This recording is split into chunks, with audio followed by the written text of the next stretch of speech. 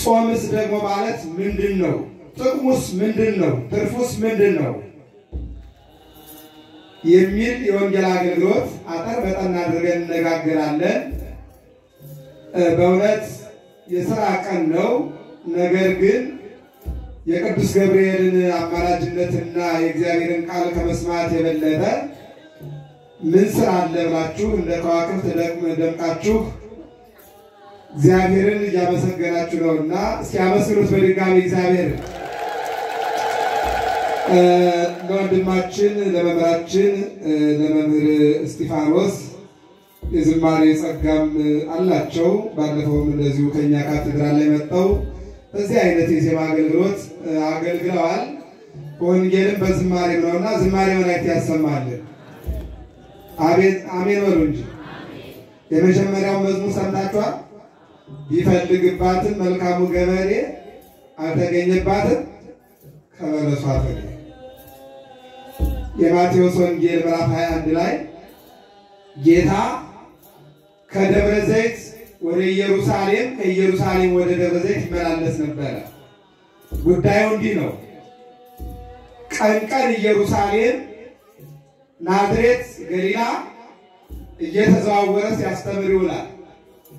ማታ ማታ ግን ደብረ ዘይት ተራራ እየሄደ ነው የሚያድረው። የሚገርማችሁ ነገር ዘእምደብረ ኤልዮን ይላል። ትናንት እዚህ ዝቋላ አካባቢ ያረፉ አንድ አባት አይታችኋል አይደል? ያው በሚዲያ አይታችኋቸዋል። እና ዝቋላ ያውቃላችሁ ቤተክርስቲያኑ ከላይ ተራራው ላይ ያለው ውስጥ ለውስጥ ገደላማው አካባቢ ብዙ በዓቶች አሉ፣ የቅዱሳን ማረፊያዎች አሉ። አሁን ይህ ማሳየት የፈለኩት ቅዱሳን አባቶቻችን ከክርስቶስ ያዩትን ነው። ሱባኤም የሚገቡት የተማሩት ከሱ ነው። ዋሻ ውስጥም የሚገቡት የተማሩት ከሱ ነው። ከሰውም የሚገለሉት ያስተማራቸው እሱ ነው። ከሰውም የሚለዩት ያስተማራቸው እሱ ነው። 40 ቀን 40 ሌሊት ከቆመ ሳይቀመጥ ከተዘረጋ ሳይታጠፍ አምላኮም ለነቢያት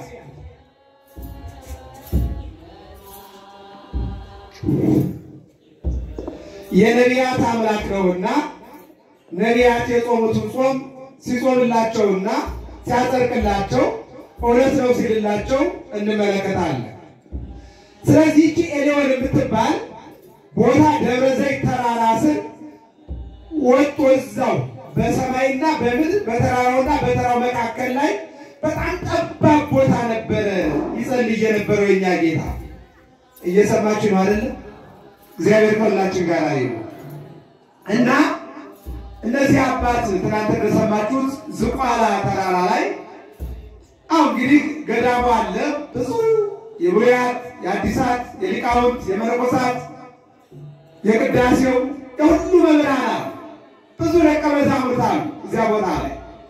እኒህ አባት ግን 12 ዓመት ሙሉ ትንሽዬ ዋሻ ውስጥ ሲጸልዩ የኖሩ አባት ናቸው።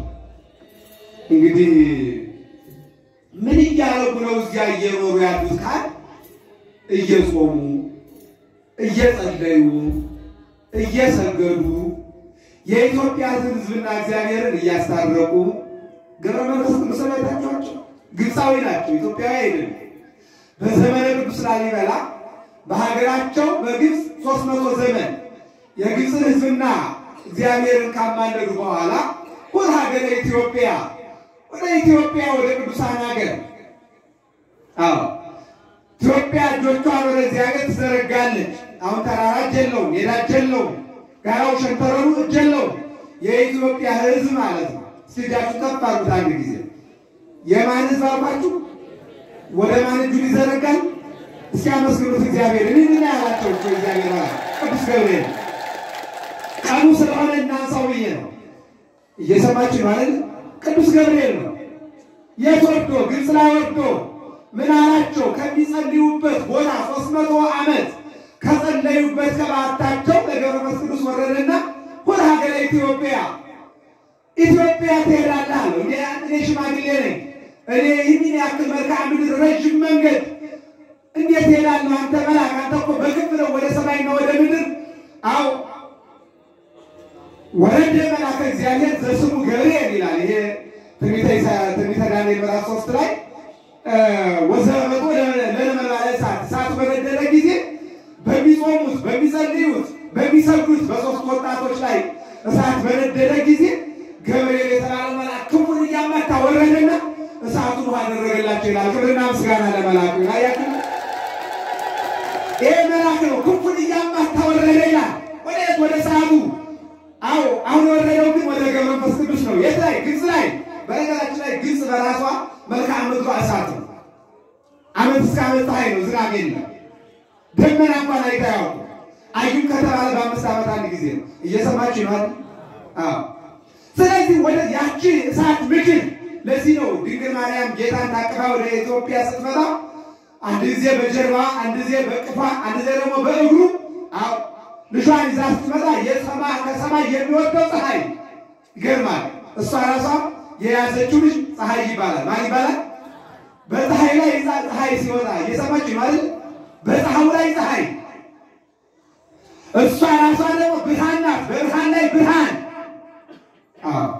ስለዚህ በፀሐዩ ላይ ፀሐይ እየተደመረ ያንን በረሃ አልፎ መጥተው ኢትዮጵያ ደርሰው ኢትዮጵያንና ግብፅን ባርከው ተመልሰዋል። ለዚህ ነው ቅዱስ ገብርኤል ምን አለ? ወደ ግብፅ ወረደና ጻድቁ አቡነ ገብረ መንፈስ ቅዱስን ሂድ ወደ ኢትዮጵያ። አሁን ጻድቁ የመለሱትን ነው እንግዲህ ቅድም እያወራን እየተነጋገርን የነበረው። መሄዱን እሄዳለሁ፣ የተላከው ከእግዚአብሔር ነው። አንተም ቅዱስ ገብርኤል ነህ። ወደ እኔ ስለመጣ አመሰግናለሁ። ወደ ኢትዮጵያ እንዲሄድም ስለነገረኝ አመሰግናለሁ። ነገር ግን በምን ሂድ? ወይ ደመና አዝዝልኝ ወይም ደግሞ በክንፍ ተሸከመኝ፣ ያለበለዚያ እንዴት እሄዳለሁ አሉት። የሚገርማችሁ ነገር ነበረ በገዳም ወአታት ይላል ቅዱስ ያሬድ። በገዳምና በጫካ እንዘ ይትዘዙ ሎቱ አናብስት ወአናብርት፣ 60 አናብስትና 60 አናብርት 120 አውሬ ማለት እኮ ነው። አንድ ድመት አይደለም። እየሰማችሁ ማለት ወይም አንድ ምን ልበላችሁ ቀበሮ ማለት አይደለም። 120 አውሬ። እናንተ ያሳደጋችሁት ውሻ እኮ ያለ ዳቦ እኮ እያዛችሁ ነው። እየሰማችሁ ማለት ያሳደጋችሁት 160 አናብስት 60 ደግሞ አናብስት እየታዘዙለት ነው የሚለው። ከዚህ በኋላ ቅዱስ ገብርኤል ይሻልና በክንፉ በእምነት ነው የምታዩት፣ ያለበት አታዩትም።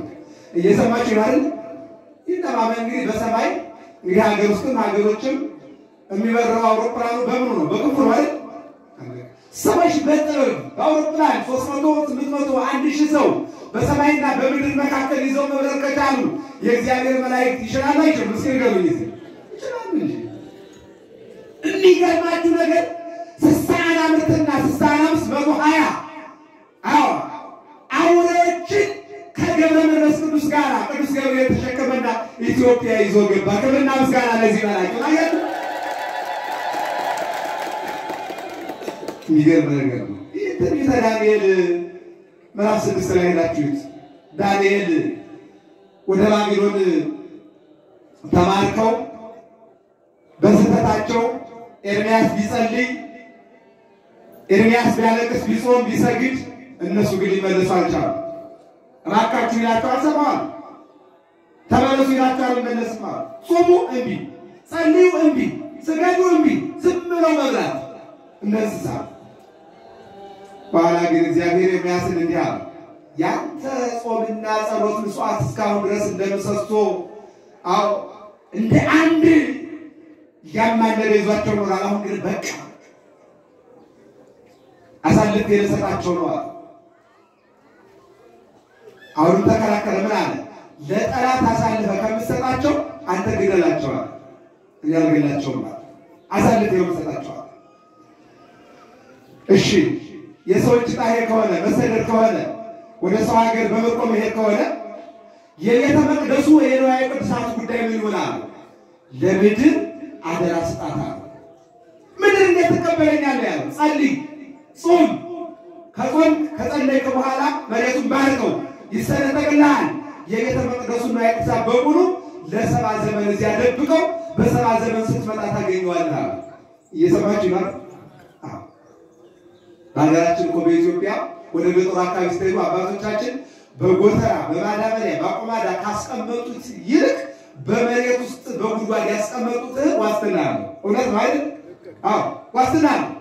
ለምን ብትሉ ጎተራ ከሆነ አንድ ክፉ መጣ ያቃጥለዋል አይደል? ማዳበሪያ ያለ እህል ከሆነ ደግሞ ሌባ ይወስደዋል፣ ቀማኛ ይወስደዋል።